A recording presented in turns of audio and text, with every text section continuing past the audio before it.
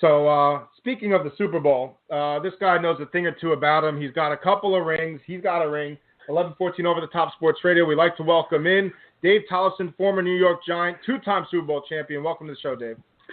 Hey, what's up, guys?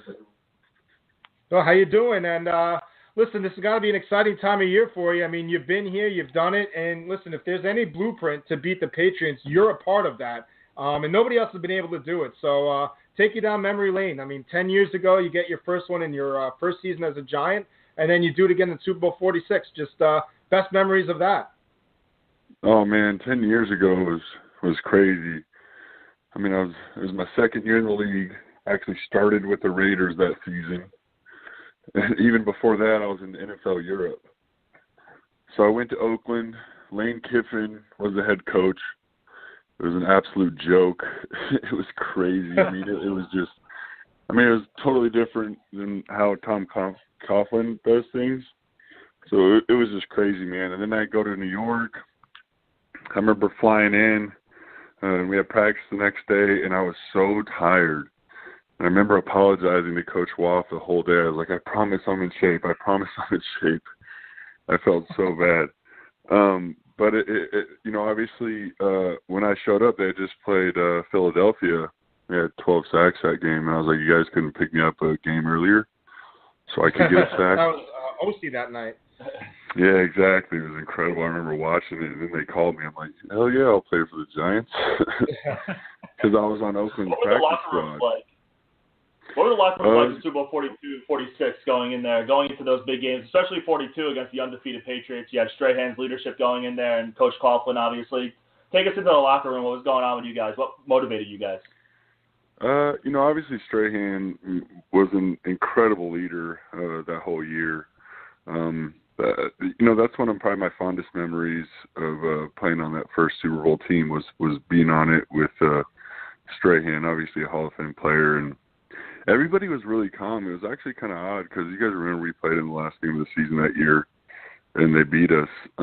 But everybody felt really good, and obviously all the pundits believed that we were going to get our butts kicked. But to be honest with you, in the locker room before the game, like we pretty much knew we were going to win the game. I mean, it was really weird, and it was kind of like that the second Super Bowl too.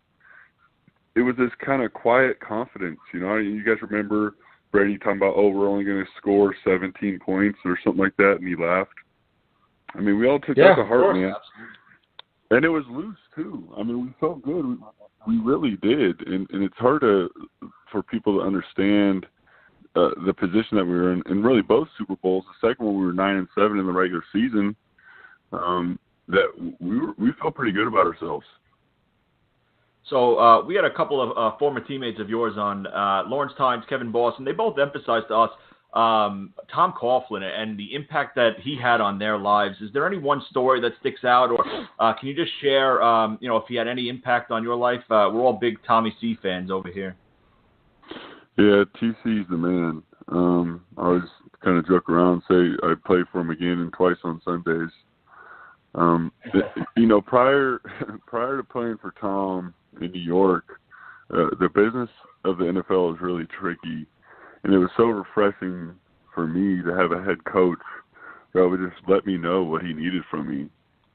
And it happened on multiple occasions, but I just remember Tom always telling me, hey, Dave, you got to make a play this week. We need you to do something. And it was like, all right, I got to do something, whether that was to keep my job or he needed me to do something to help us win that week.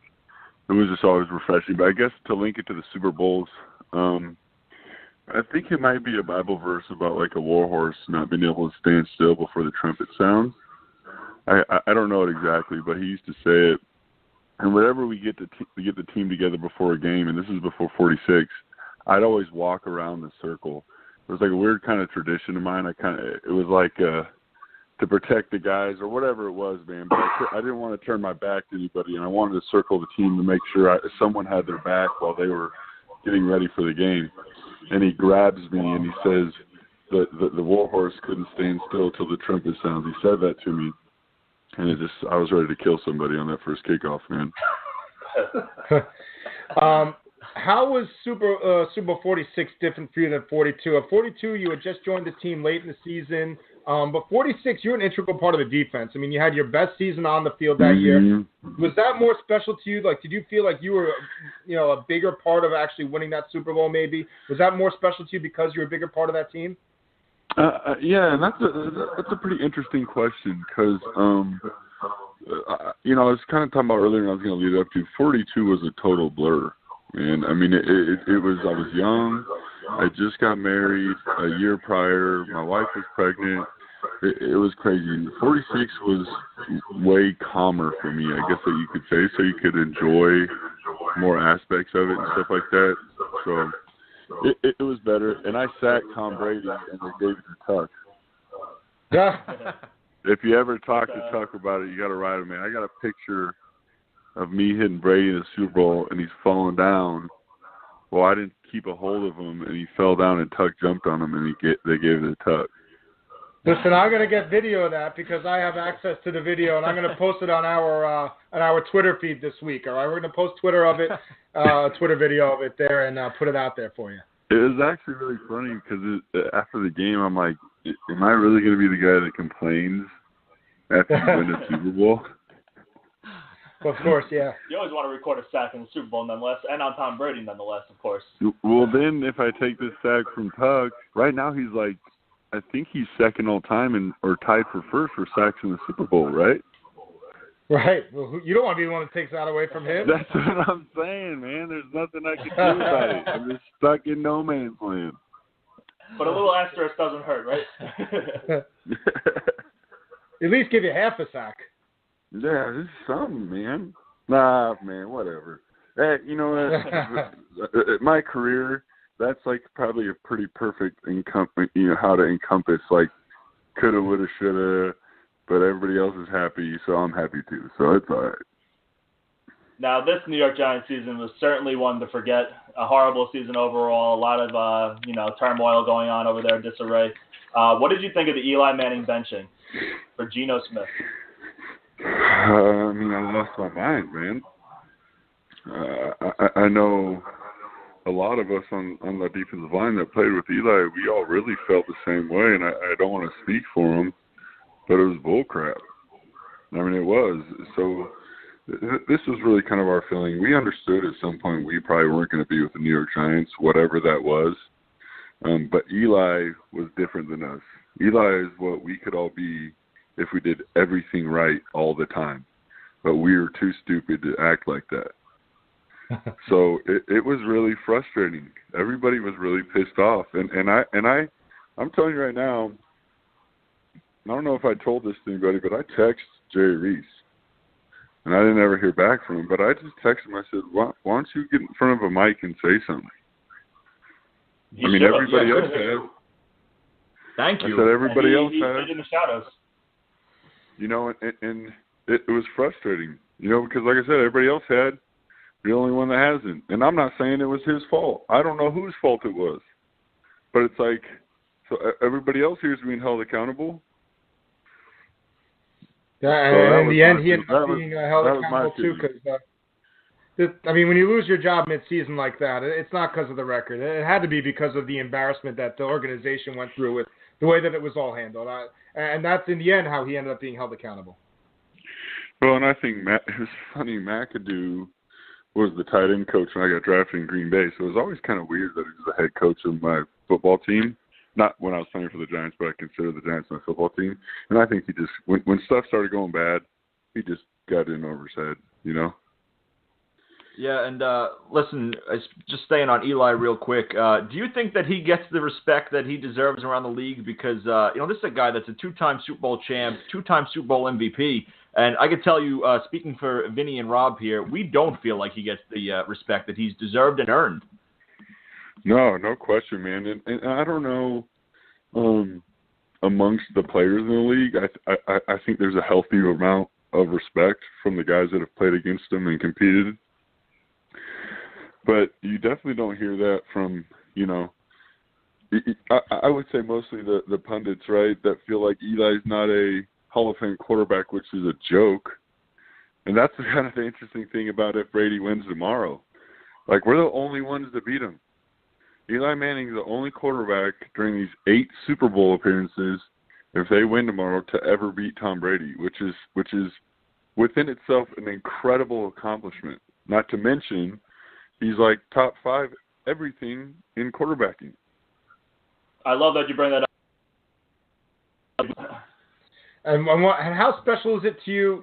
2 Super Bowls. I mean, you can't take that away. That's the ultimate goal. You did it both. But when it was 2 Super Bowls against a team that, if they win tomorrow, they're 6-0 in all the other Super Bowls. I mean, like I said, you guys had the blueprint. You guys did it not once, but twice. No fluke. I mean, this was the real deal. You did it twice. I mean, that's like an extra feather in your cap that you just like to do, right? Yeah, no question, man. I kind of joked around saying, like, my rings actually get bigger every time the Patriots win. But honestly, man,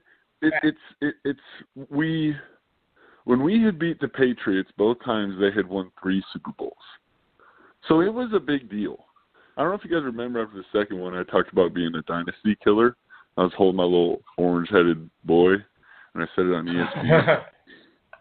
And they've come back, and they've become another dynasty. And so this thing really, what we did has changed. It's not what it used to be. It's bigger than that, especially if they win. I mean, it was a big deal. But if they've won 3 more and so they have 6 total, we're the only ones that do it, I feel like this becomes a little bit bigger of a deal. Absolutely. It sure does. I like that you said, I love what you said about the rings. So I take it you're rooting for the Patriots this Super Bowl right now. Guys, I will never in my life ever root for the Eagles to do anything. My man. I hate the Eagles. And I don't hate a lot of things when it comes to sports, but I hate the Eagles. Do you hate the Eagles more than Dallas and Washington? Yes. I like Dallas and Washington compared to how I feel about the Eagles. I think we just became best friends, Dave. I mean, Dave, I just want to ask you. The Eagles are 2 of my worst memories in my Giant career. Obviously, Donovan McNabb in the playoffs, and then Deshaun Jackson at the new stadium. So I have some legit gripe with these dudes. That Deshaun Jackson was the next week. You guys went to Green Bay, and I actually went to Green Bay for that game. It was my first time out there to see you guys, and let me tell you, I was deflated flying out to Green Bay after that loss. So I can imagine how you guys as players were. Yeah, you guys remember I tore my MCL that game. I don't know if you guys remember that against the Eagles. No, I don't. No. I don't remember anything other than the last 6 seconds. Yeah. And I wish I could tore forget my it. knee up. And my mom was at the game, and she came down to the locker room. She flew from California. She's like, I flew all the way out here, and you're not going to play. I'm like, Mom, I'm hurt. At least you came back the next year, had your best season, and won a ring. Exactly. It was worth it. Dave, before we let you go, losing to the Eagles wasn't worth it, but going through that was worth it. Before we let you go, I read that your sack dance you took from the roundhouse spin kick as a tribute to Patrick Swayze in the movie Roadhouse. Where did that come about? It's actually a really good story. You guys remember we were playing up in Minnesota and the Metrodome collapsed? Yeah. Yeah. Yeah, and then we had to divert to Kansas City. Then we stayed in Kansas City for a night, and then we flew into Detroit and played Minnesota on a Monday night in Detroit, which is just one of the weirdest experiences of my life. So we're in Kansas City. My wife's family's from Kansas City. So this place called In a Tub Taco, I ordered like 200 tacos from their place, and I love them. And we're all sitting down at the lineman eating these tacos, and Family Guy's on, and it's the episode where Peter Griffin's watched Roadhouse. And Barry Cofield's like, I bet you won't do that in a game. I'm like, hell yeah, I'll do that in a game. So then we go up to Detroit, and I sacked, gosh dang it, what was his name? Tavares Jackson, and I did it. And everybody loved it, man. The team just started dying laughing. and I just stuck to it, man. It was a pretty good, it really encompassed kind of who I was in my football career, because obviously getting a sack was a huge play. But, guys, I enjoyed myself out there, every moment of it. And I wanted guys to laugh, and I wanted them to have a good time with me. So what a not better way to celebrate than do some Patrick Swayze moves, you know? That is fantastic, Dave. So the Giants have the 2nd overall pick in the draft. What do you think they should do with it? Oh man, I don't think going with a quarterback's bad. If I were to be totally honest with you guys, I love Josh Allen, and I live in Nebraska, so I get some Wyoming games, and he wasn't on a great team this year, and he's a really good quarterback. I mean, I like him better than really all those guys, Rosen, Darnold, and Mayfield. I think he's the best guy. Now, do they want to pick him second? I don't know. Saquon Barkley, probably the best player in the draft. Do you want to use a second-round pick? In my heart of hearts, I think Eli's got 2 to 3 more years. And if you can get a kid like Josh Allen that you feel might not be ready and let him sit down and train with Eli, not a bad position to be in, Yeah, no, very, very interesting. And that's what the next couple of months is going to be, all speculation, 100 different ideas out there. Maybe you trade down a couple of picks, get some more assets, and you could take a Josh Allen. So, Dave, I want to thank you so much, not just for today, but for the 2 Super Bowls, the parades and everything like that. It was just so much fun. I'm glad that, you were able to come out today and talk a little bit about it and share it with us. So thank you so much for joining us. Hey, no problem, guys. And I'm sorry I was late. I got 3 boys, man. They're little saboteurs. They try to just ruin everything, but I love them. Thanks a lot, Dave. Thank you. Absolutely, no take care. problem. God bless, fellas.